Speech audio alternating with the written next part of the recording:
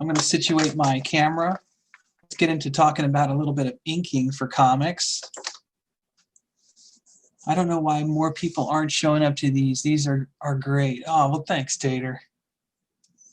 Thank you. Yeah, we're having a good time, aren't we? This foldable comic. I want to see where you guys are at, too, on your process as soon as I'm done. So I hope you're all moving along nicely. All right, here we go. Let's situate my camera. Oh, Evie says she's redoing hers. Okay, no problem. Yeah, redoing it, sometimes you just have to do it, right? Because you realize that you can do it better after your first initial run. Believe me, I've done that before. Just a light overview. We did our pyramid. Just be the art gang for now. Yeah. We worked from our pyramid. We also worked into storyboard, potentially. You guys probably made your own template, hopefully. Planned out your bubbles in this stage, right? And or you could have worked from a thumbnail, right? This is as big as our thumb, working out our layout there. You can also work out your bubble placements there. And then now you should have moved up a little bit more with your penciling. Now, I say a little bit more because we're going into more of your features now, right? We're working off of our shape enough to now build upon Evie. Yeah, that's why it's called a thumbnail, because it's as big as your thumb. It's so tiny. But it makes it quick, and that's what's beautiful about it, right? It makes it really immediate. I was just animating the I could have dropped my croissant vine, and I low-key want to translate it. Working those vines, are you? So I built up my shape. Funny, I just watched that the other day. You did? Yeah, I was watching a Vine compilation, and that one came on, and I watched it a few times. It's funny. They're a hit right now, that's for sure. So I worked out my bubbles a little bit, right? Maybe they're not perfect just yet, but at least I have my placements because we're going to need those. Obviously, I got to erase a little bit here too on my other bubble, but I'm keeping in mind my top to bottom, left to right idea, right? Who's what we're reading first. And also what we're getting at, right, last in terms of our dialogue before we then flip open, right? So that's a kind of a little bit of an essence here, is what is the last thing we're reading maybe before we move on to that next panel. Now, I decided to kind of build up, if you might remember, we were outside here a little bit. I had them leave the party, but I decided I wanted to keep them in my party now. So I'm building up my atmosphere here, and then I'm applying my idea here a little bit further into their exit. And we talked about the characters walking away from the frame, right? How they're kind of dissipating. I mean, I could have made them smaller here if I wanted to, right? Easily. I could have made them further back in the background. So that's just dependent on how much of a scale you really want. I kind of wanted to keep them in the party a little bit here, but they're leaving at these doors, and I'm bringing in a kind of a falling snow element here. Just going back a little bit about the sequential form of comics, you know, initially I gave a glimpse of the outdoors in this scene, and my sequential mind is thinking, you know what, I'm going to make the snow kind of light here, and then at the end of my story, I'm going to make the snow pretty heavy to kind of give a little bit of growth in the tail, because weather kind of tells us time, right? A little bit. So if we can make a storm look a little bit worse than it was or a little better than it was at the beginning of a story, it's kind of a nice way to kind of tell, how much time has gone by without actually really revealing all of that time panel to panel. So there's just a thought there. Also, I've evolved my story a little bit more. We know that mine was a little bit about my character being a little bit ignorant towards wearing a mask until he comes to a party where he's basically persuaded by the numbers to wear one. But then his crush basically comes up and says the same thing. She's realizing that he didn't wear it. And now in his monologue, we're going to get his feeling about seeing her again now here. So this might be not be something that he's going to tell her until he says, the line like, oh, okay, well, this is important. Let's move on, or I guess you're right. Until we finally come to the end and she says the last line of, Christmas is about celebrating and about being safe. And that means wearing your mask. And I think I'm going to land at, because now you can see that he's kind of putting his arm around her and I'm keeping her in her dress. So the kind of little bit of a playback in his dialogue to her, because she's reminding him how important wearing a mask is. He's going to remind her how important wearing a jacket is. So, well, they're going outside. So there's the other idea here that kind of plays into, yes, the distance, the social distance thing. So they're going outside. Yeah, they're being a little bit uncautious, but they're also going outside. So he's also putting his arm around her to kind of show, hey, well, wearing a jacket is also really important, right? So he's kind of making his charming move there. But I also wanted to put other people in the picture here in my scene. So we're getting a nice through way romance, ultra alert, romance alert. Yeah, infuse it if you guys can or want to. But let's go into a little bit of inking now, because there's some things that you want to kind of focus on as you're working on comics with inking, because it's really about depth of field and how much you're going to get out of that depth of field, out of really the quality of line you're going to give those foreground elements compared to our midground and compared to our background elements. So I want you to think about this into basically your tools. So I don't know how many of you are using nib pens, but that's kind of my jam. I've been using microns for quite some time, and they have varying degrees of thicknesses that really allow me to establish a thicker line with just knowing that I'm going to be using a thicker line tool. Now, everything I'm going to show you right now, you can apply to the same pen if you only have one pen. It's just meaning that we're going to go over those lines maybe more than you normally would, okay? So we're thinking about the quality of line out of not only our depth of field, where we are and what we're drawing in the atmosphere of what we're drawing, but also what kind of lighting is going on that's actually going to indicate and allow us to think about the quality of that line, especially on figure forms, because your lighting that you're putting in there artificially, even lighting that we can't see, we need to consider that it's falling upon the characters and leaving a shadow. Okay, what kind of light are we using? My art, none. All right, so the light depends on where you are and where your characters are in what atmosphere.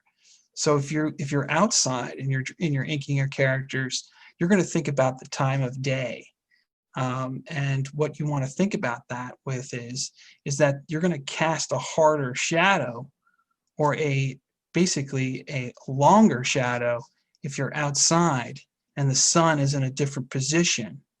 Now, if you're in artificial light, meaning a light source in a particular spot, you can kind of get a little bit more inventive if you want with the line and with the basically the casted light.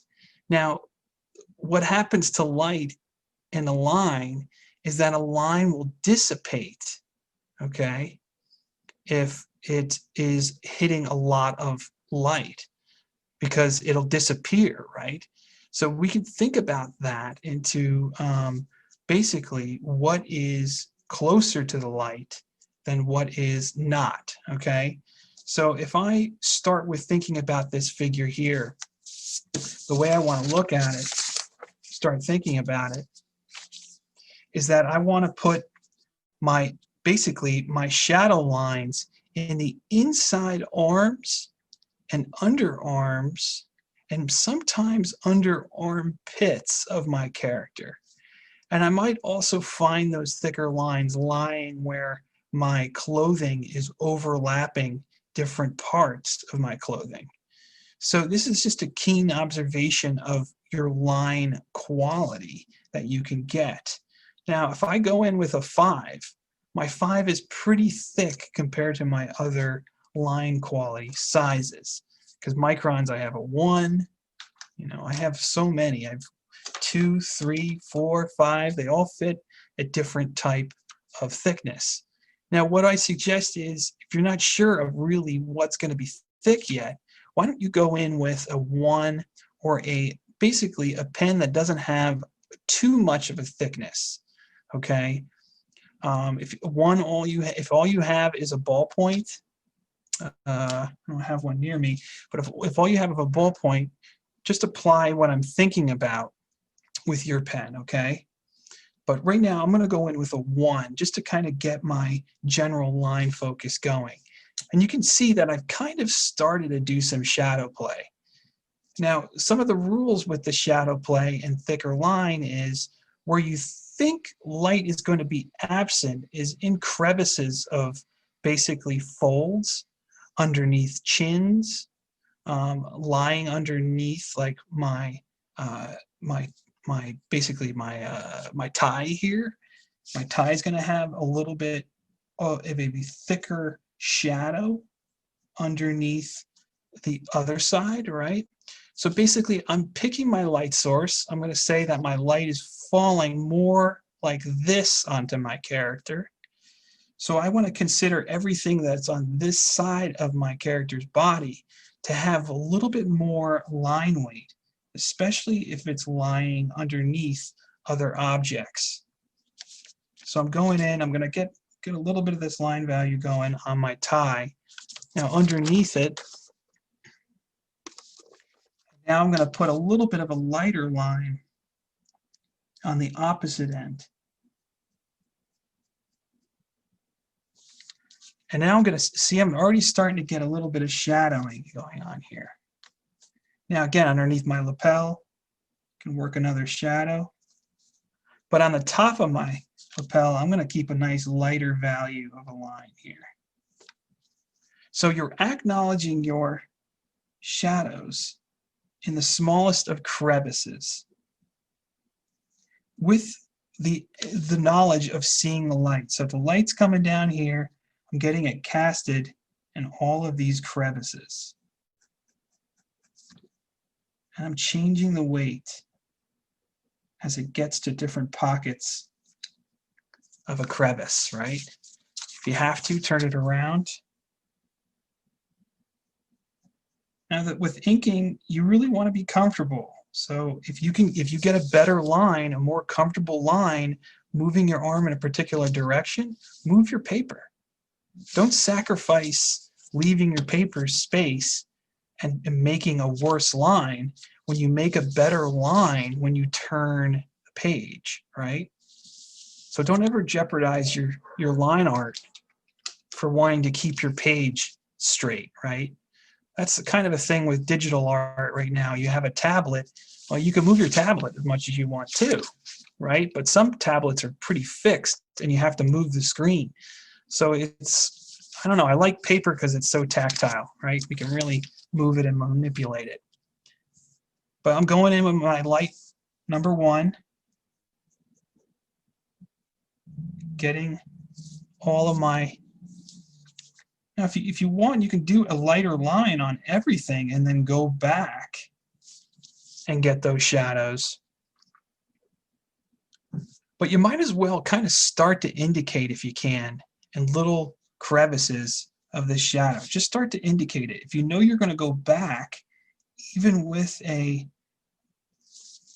thicker pen, yeah, keep that note, you know, make that note for yourself.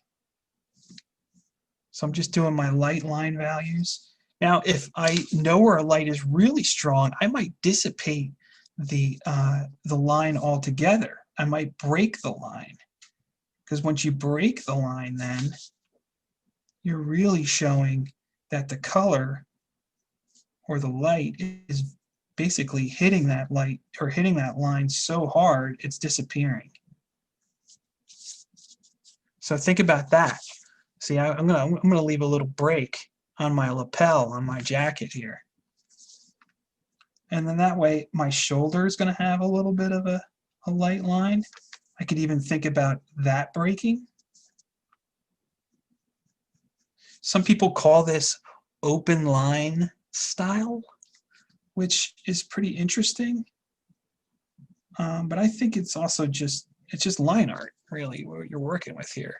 Keeping this nice and thin on this side, right? Because my light source is shining from the top here. But where is it going to get dark? It's going to get dark on my opposite arm, inside my arm in here, right? I'm going to give this a thicker line value inside the jacket. Why? Because there's less light getting into this side of the arm. Now that's probably general for most light sources, is that your inside arm is going to be a little bit thicker than your outside of your arm. But again, that's also going to play to the environment you're drawing your character in and the pose. Because if his arm was up in the air here, it would be taking the light a little bit differently than it is here. So outer arm, nice and light. My source is here. I'm keeping that in my head. Cuffs, too, is a nice place where you might have a darker line where it meets the skin or your body form. Now, don't be afraid to switch up your pen if you get into a situation where you need a different pen size, because that's what I'm going to do in just a minute here. So this is one form you can just treat it all with the same line quality and build it up. And remember, line can really look beautiful if you can gracefully show the shadow, right? With just where that body form is living. Look at that. I'm just showing a little bit of shadow work in there, but it's giving depth of the form. It's making the form pop out now, because a line is actually showing the shape of the body underneath it, right? I'm going to switch up to my 5 again. That was a 1 I was on. Now I know underneath this arm is going to be dark, so I'm going to go right to it with my 5.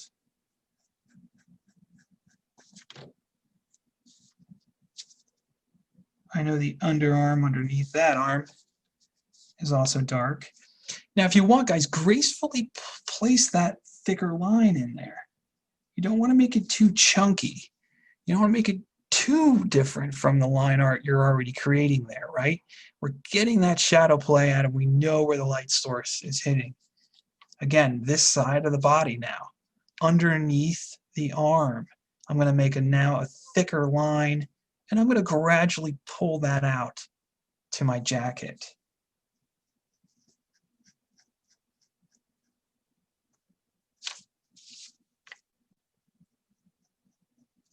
And you want to start measuring it up. Start measuring up your thick to thin lines on your form already. You don't want to go too far on one, okay? But just make sure you're keeping that uniformness. This is sequential art, right, guys? So we need to think about this all being as uniform as possible. That's why finding your tool sets, what you want to use, what ink pens you want to use, are so important, because that's beyond the way you draw. It's the application of how these tools are going to work that's going to bind all of your artwork together. Okay, so find those pens, or any kind of pen that you like, and try to stick to it. I know that's easier said than done because there's so many out there, but explore. See what kind of results you can get from changing different pens. But if you're doing the same feature, stay consistent in how you're approaching everything, right? Because that's going to help make all the artwork look really uniform and really believable. So again, now in my jacket, I'm going to make a little bit of thicker line. And I'm not going drastic, guys. I'm just kind of, see how I'm just tailoring it out? I know my source, so I'm just feeling my source here. Okay, oh, I know I need to go underneath my lapel a little bit more here. Now my jacket is covering a good amount of my pants here. So I'm going to give this a thicker line down here. Now this is a little bit of a thinner line here because it's exposed to the light source. But on this side of this leg, I'm going to go thicker.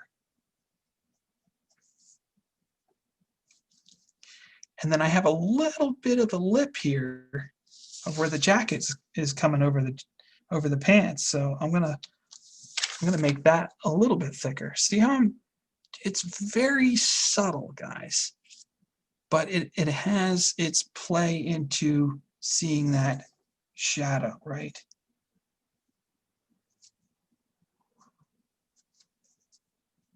And it's the combination of the thick against the black and the thickness of the line that gives the beautiful contrast. Now they're at like a Christmas ball, so I'm going to dress them up pretty good.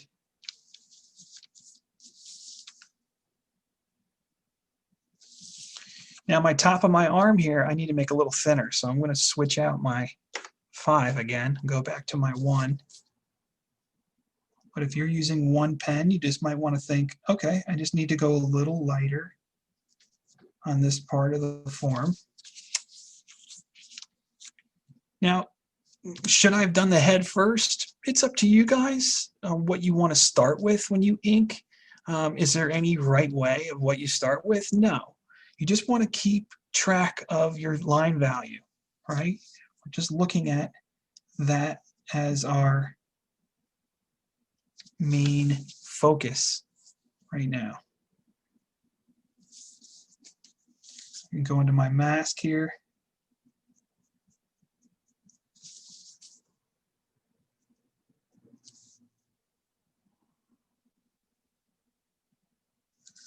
Other things I'm looking for is the contours. If there's a mask on this face, am I going to feel the curves of some of that mask as it's lying on the head, right? I'm going underneath the chin. And now I'm going to really put some heavy black line underneath that chin because that's not getting a lot of light there. See how I did that? Nice blackness on that.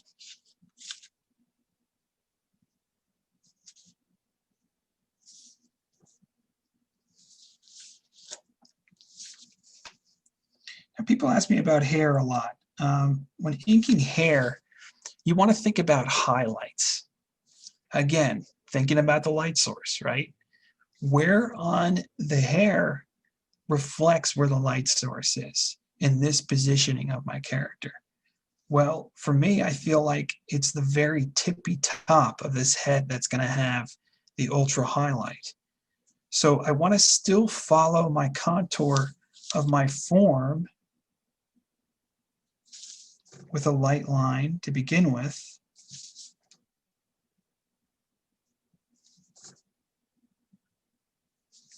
And really the magic of drawing hair is actually in the inside of the contour lines of the form. So once you make the contour lines around the hair and basically its contour shaping, what you want to do is determine the highlight out of leaving what would be white in that spacing. So what I'm going to do here, I'm going to leave a highlight on the brim of this, basically this bulge in his haircut, by basically feathering my lines from that source way. So I'm going to feather my lines away from this highlight on the top. So I've given a little bit of the form, and now I'm going in to the form itself, and I'm leaving a white. I'm leaving that highlighted the edge there on that. So especially if you're drawing dark hair, you can really start to see those highlights work. And try to make more than one on the hair if you can, because that way it looks a little bit more uniform to its wholeness.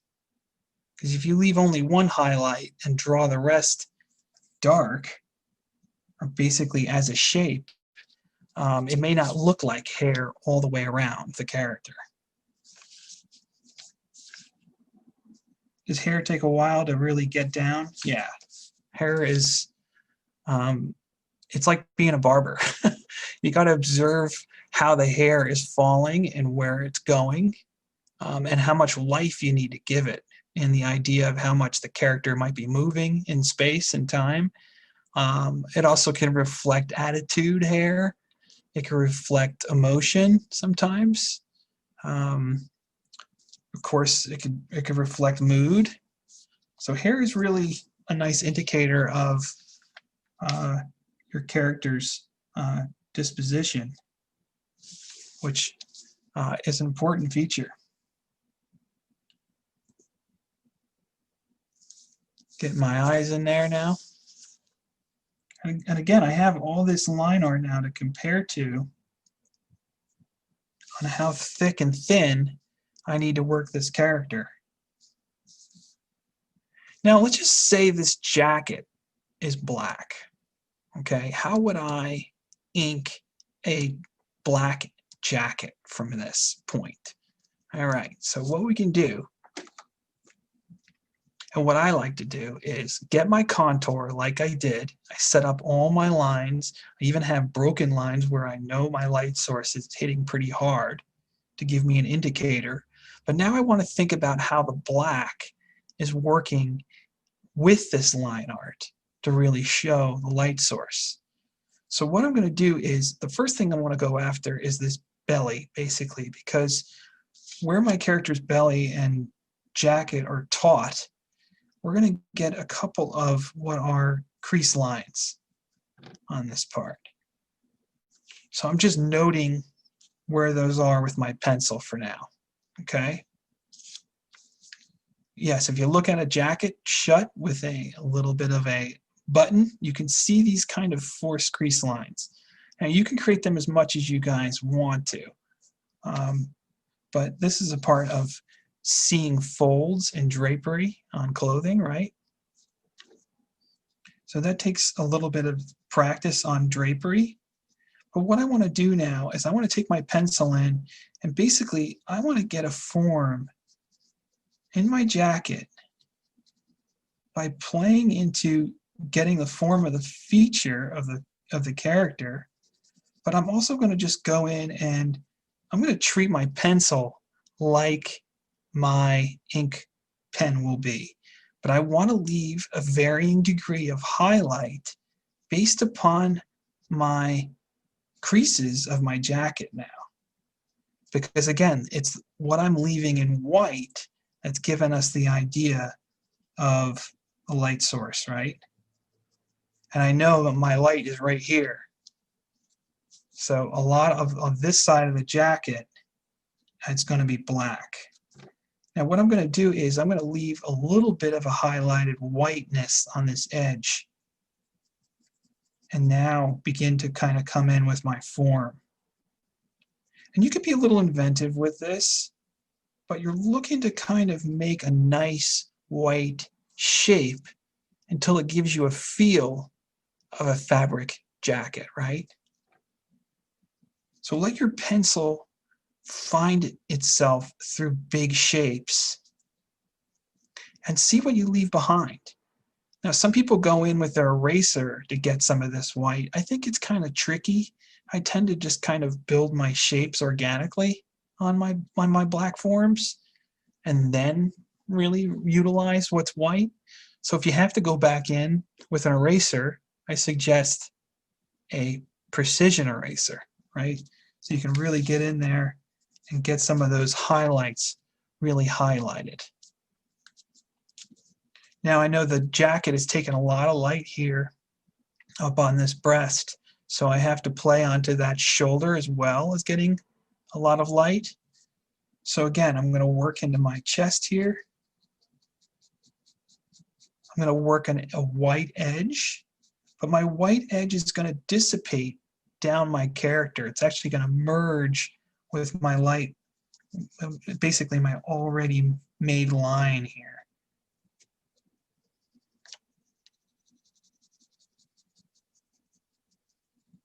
Now this is just a good way to prep it for inks, guys, because I can erase this if I don't like it, right?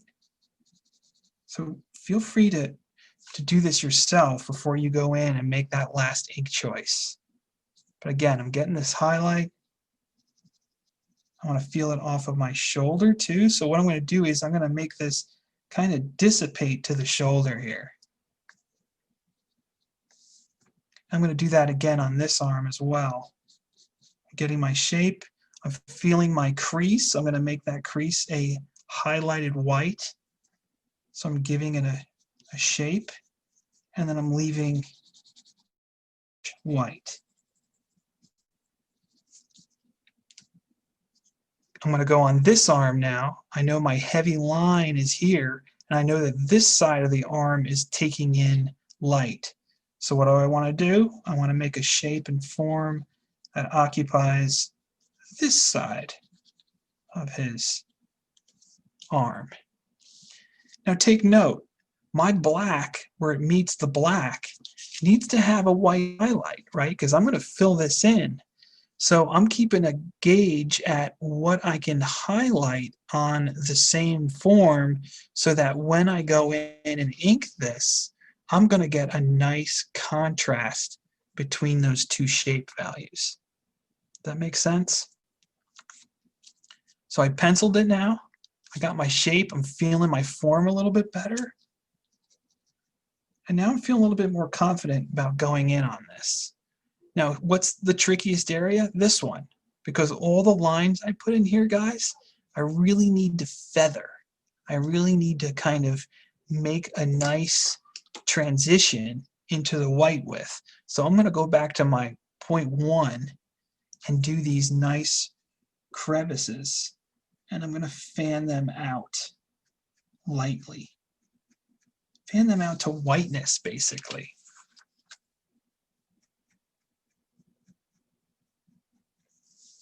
Now, what do I mean by fanning? I'm putting multiple lines next to each other, and I'm fanning out the value to whiteness. So I'm almost getting some darker lines than the others, but really they're just fanning out into the whiteness here.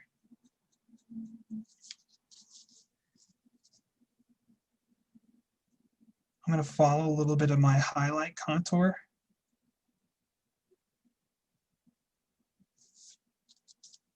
And I'm basically encapsulating this highlight with fanning, because my black that I'm going to fill in on my shape here is going to meet the fan lines.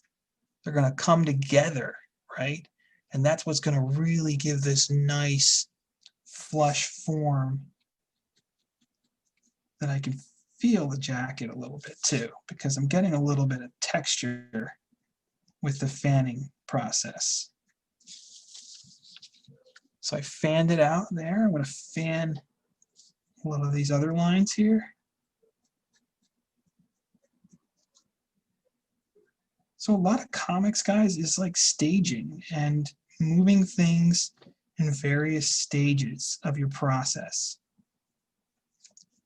So if you can get into a healthy habit of doing that, not only with making comic books, where I think it's most important, but even just your regular drawings, think about how to approach everything in stages. So I just fanned out all my line in there, right? I need to go up to my shoulder because I know my light source is here, and I'm going to fan this line up here as well because I know my fat marker that I put in next isn't going to be able to get these fanned out beautiful lines. So it's almost like you're designating the line quality, right?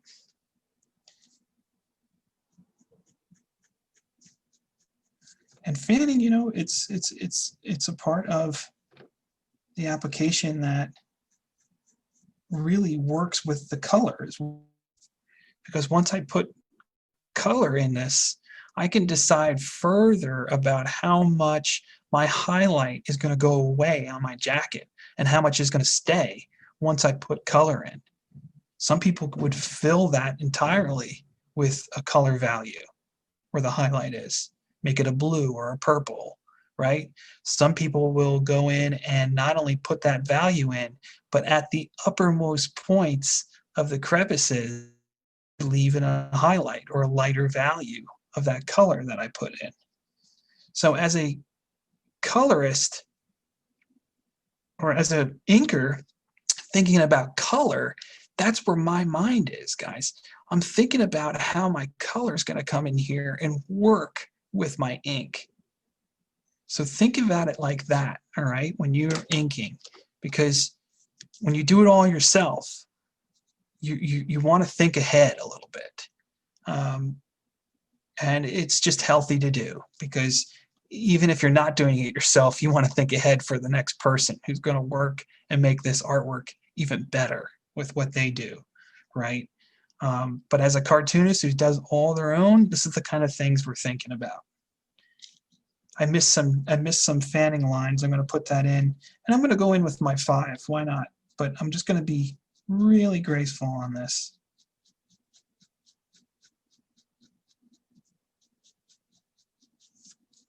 Again, up on my arm, I made some fanning points.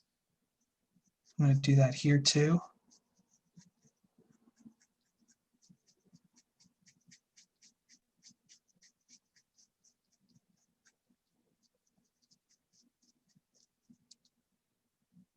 And I'm making note, even if I have to, I'm going around my highlight even with the shape, just to kind of, you know, hammer it home that I got to get in there and color it. So now I have a fanned out form, and now I'm ready to go in with a thick marker. So this is a nice thick marker I like. These are pretty cheap too, if you can find them. They're Japanese. They're made by Pentel, and they're basically a what they call a soft nib, right? And what's wonderful about these pens is that you can kind of go into crevices and get it, and you can get a little degree of fanning off of it too while you're filling a shape. So I'm filling that out, fanning it out. So I'm going to fill inside here.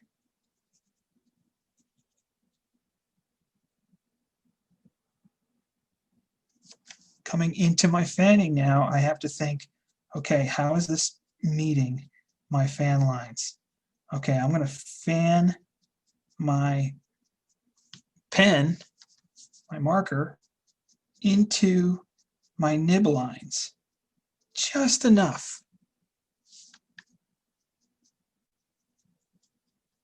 And now I'm allowing them to merge with my big, dark, bold shape.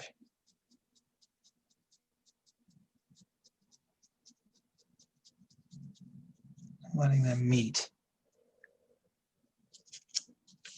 Going back into another spot. You might be merging two fan points. So just be careful on how far you're fanning in one direction from another. Also, Tater Tot would like to share. yeah, let's see what you got, Tater. I can't draw croissants very well, but I redid the croissant meme. Oh, great. Snickering. Now your first panel, Tater, is that your first? Yeah. Is that going to be your title page too, or are you just going to go? Yeah, it's going to be both first panel and title. Great, great. And we Like open up. Scare, like where he gets spooked and he almost drops his croissant. Great. Coming Then out there's further. like a little like stare down scene. Oh, okay. Man, you could have dropped my croissant. What's that last line? Stop! I could have dropped my croissant. The precious croissant. Yeah, and I can't draw food very well, so the croissant looks more like a grub than anything, but yeah. Well, reference it. Go online, get a good photograph that gives you that texture that you really like. Yeah, thank you. Yeah, because croissant has its own little texture that really makes it work and believable. So make sure you do some referencing on that. This frame where you opening it up, Tater, you're gonna do a stare down, you said, right here, with two characters. Yes. Let me see. Can I see your frame once again? Yeah. It's like the line between them. Okay. So you're gonna make the eyes go in, right? Yeah. You're also playing a foreground element on your left side compared to your right side, basically midground or background element there, right? Yeah. So make your left side, Tater, have bolder valued lines, because that's what's going to sell that depth, because your characters are pretty close otherwise. But if you give that other character some bolder lines, it's really going to sell. You're really going to get that depth going on there. So make sure you compare your line art, right, between each other there. Okay? Because line is depth, guys. So is thicker you get, like, and what I'm using on this form, I'm not going to use on these forms. I might use a 1 on these forms, but I'm not going to get these bold, thick lines I'm using on him and her, because they're with us. So I just want to make them pop compared to what's back here. So everything else, as it dissipates, use a lighter and thinner value of a line just to get the depth first. Then if you have to go back and keep working all, you can do that. But really, forms and figures, it's all about depth and getting that depth of field. Going back, just filling in my jacket again. Meeting my fanning lines. If you guys want, you know, try to do a jacket illustration like I am here. It's good practice just to kind of see light and how folds work and how to place these values in with just using line art.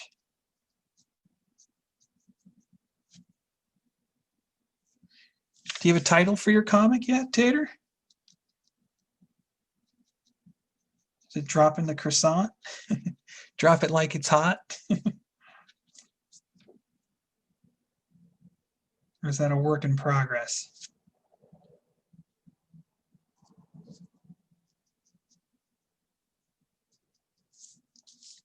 Filling it in. Make sure you keep those nice highlights if you need to. Croissant, a short redrawn vine by Tater.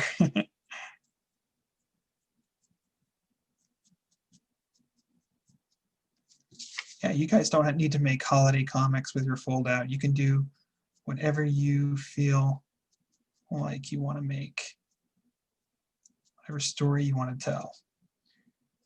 But the beauty of it is that this comic has so much power, especially when you get to that final panel, right? What you might find out is once you put your black values in, you might find out, you know what, this is kind of a little bit too extreme, maybe. So what you want to think about is going back to your pens again and fanning out from the shape you made until you get the highlight that you do like. So it's a little bit of a push and pull on your application. But that's the value of using different pen sizes, because you're really forcing yourself to think about the line quality a little bit more than you would with just using one pen. That's why I like nibs, and why I really have most of my students use nib pens, because there's so much definitive line value in this.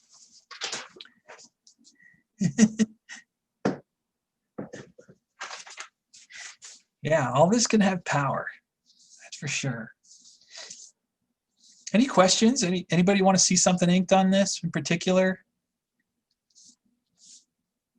Evie, you getting it? You getting the good information about this? Yeah, good. How's everybody's comics coming? Anybody want to share their comic strip so far?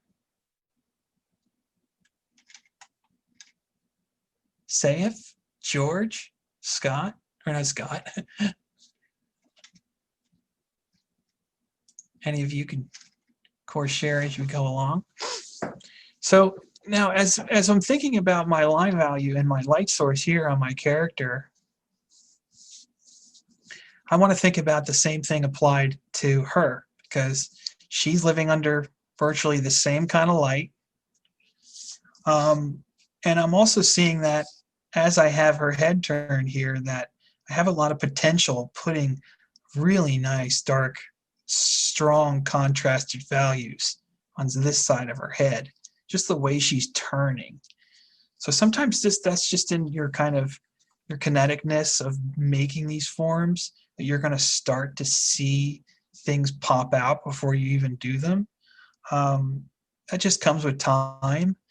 But I guess this is what I'm seeing here, is that I can now make her hair on this side of her form basically pushed back with making it black. So if I start on her head, I'll show you a little bit more about what I mean. And again, your ink line is suggesting as much as it can where color is going to be. So what's the absence of color? It's black, right? Where it's not getting, where the light is not going. So another rule of thumb with comics is, with black valued line work, is that blacks tend to make you carry your eye through a scene, because they're so bold and they're so strong that our eyes go to them immediately. So if you ever want to make something have strong contrast compared to other line art that you're making, consider more black value on what you want that person to focus on, because that's what's going to carry the focus typically. Composition also has something to do with how our eye travels, but with application and value, black line is going to allow us to move around our eyes in a scene. So here's where a case is, I have a light source so strong that when my character's head's turned, that we're going to make her, even if her hair is of a lighter value, I'm going to make, because it's so close to her head and it's covering so much of this light, I'm going to make this, just this little sliver of her hair, in a darker valued form. And what it's going to do is it's going to pop out her face, which is nice, which I want. I'm going in with my 1 right now, guys, so I'm keeping it pretty light. I just want to get my general contour line going. Another thing is I'm keeping here is I'm going to, I know it's hard to see, but I'm keeping her earring a little bit white and highlighted because I know I'm going in with her hair here and I'm going to blacken that. So what's going to contrast against the white, or excuse me, against the black? That's the white, right? So you have to be kind of keen on what can become a white highlighted value as an inker, right? What can contrast away from the black and just make that character pop more or have more contrast of what the character is up against or in the situation they're in. Going in with my underarms here, making a thicker line on my lady character here.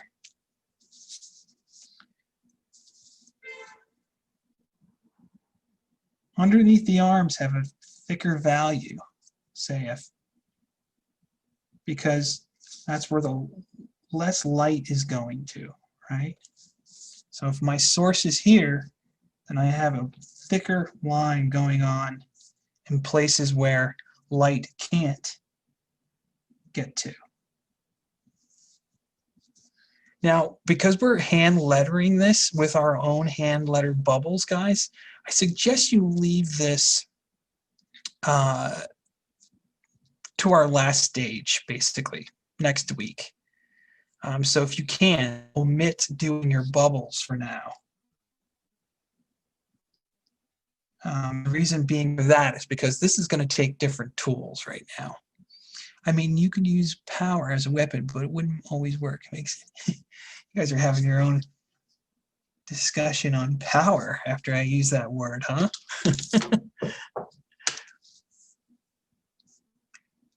Again, the farther side of my character I know has darker value. I'm going in with a thicker line now, making graceful lines. And where the lines are getting lighter lines.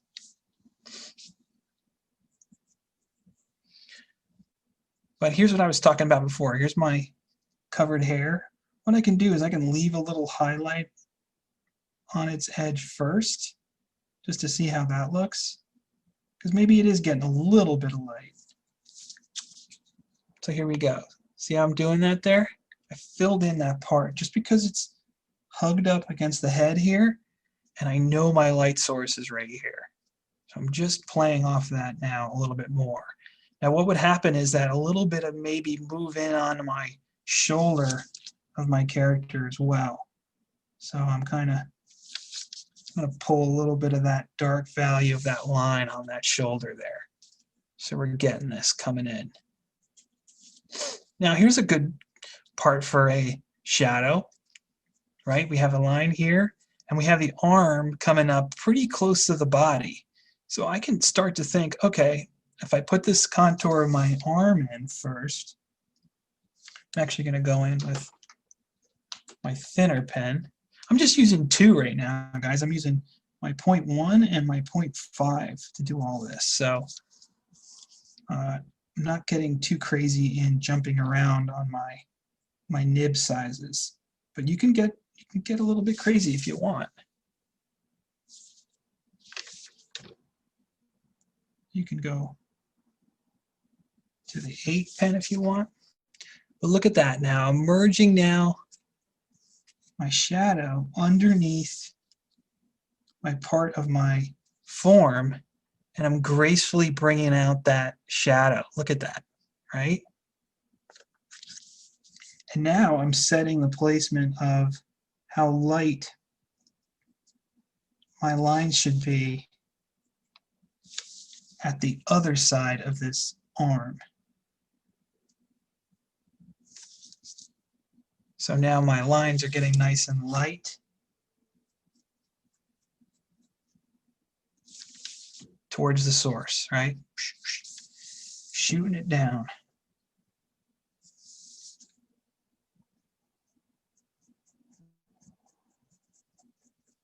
And this is, this is the colorist job too, because the colorist has to look at this and go, oh, I know exactly where the light source is.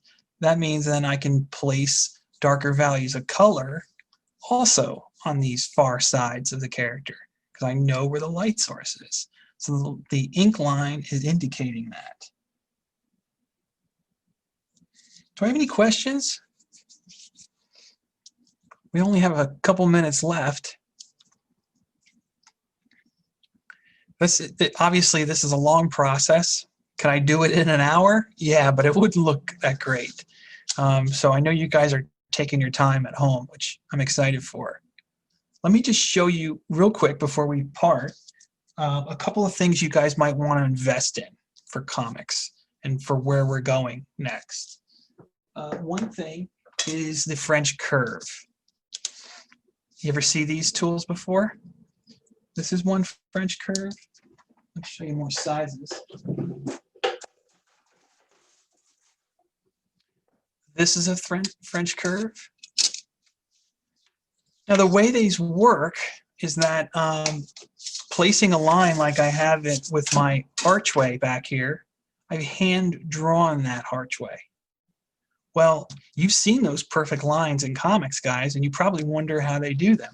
Well, how they do them is you lay out that line that you want in pencil, and then what you do is you're going to grab your French curve, and what you do is you find the curvature that fits the line art that you're putting together.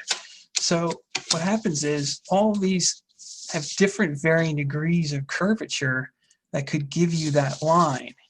It might even be that you might need to merge two lines to get that perfect arc, but the French curve allows the perfect arc to be built. So you might have seen these in art stores and wonder what they do and how they work. Well, that's how these work, okay? These are very useful. The other thing I'm going to get into next week, if you do want to prep,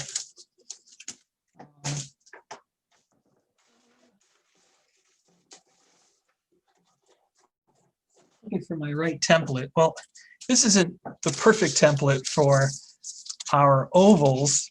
These are more perfect circles. But if you ever see the oval template, this is going to be useful next week. I can't find mine right now, but I'll find it before we start next week. But you're going to need also a template oval, potentially.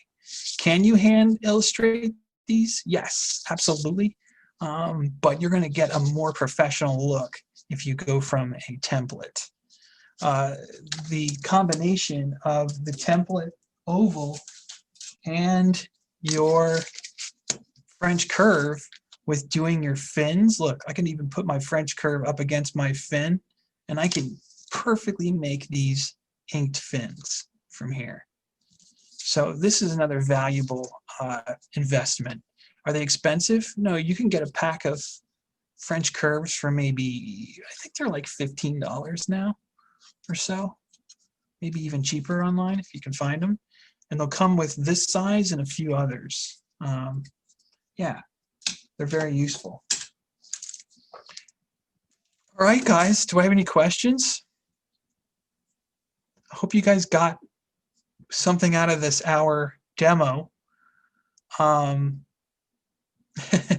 Yes, I've hopefully we can. I'm gonna talk to the Chuck Jones Center and see if we can make these a little longer, but we're also going by Scott's time, and Scott's here to facilitate us, and I want to be in his time frame too. We do what we can for a free workshop, right, guys? But I hope your story's coming along great. I hope this demo was really helpful, and yeah, I hope your stories are coming along awesome. Next week we're going to start thinking about color, how color works with these light indicators of line. I'm going to talk about a little bit about how much to render with line art, and what texture does with color, because texture really adds a lot to bringing color to a drawing that can really be a simple way of getting good value an interesting value from. So yeah, that was fun. Any questions before I go today? No? You guys feel good about your comics? Coming along all right?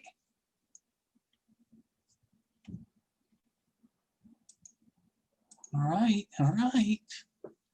It's good to see you guys. Thanks for coming again. Next week will be just as fun. And keep working on your comics. Keep moving them forward. This stuff takes time, but that's what we have to do with it. We have to give it our love, right? So we had 99 text messages in our chat today. Yeah, my pleasure, Tater. I hope you got a lot out of it. My pleasure. Mike. All right, Scott. Bye, Evie. Bye, everyone. Bye, Tater. Bye, Kix. I'll see you guys next week. This was fun.